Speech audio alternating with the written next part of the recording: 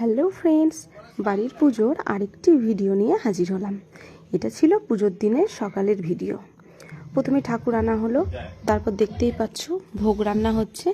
ভোগ রান্না করেছিল আমার বোন আর আমার হাজব্যান্ড।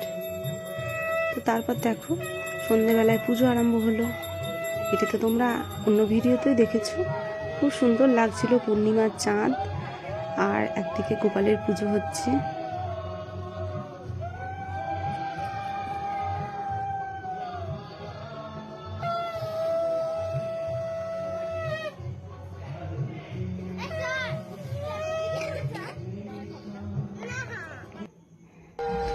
তারপর সন্ধেবেলায় যে নাড়া পোড়ানো হচ্ছিল সেটা তোমরা দেখো, কত সুন্দর লাগছে দেখতে।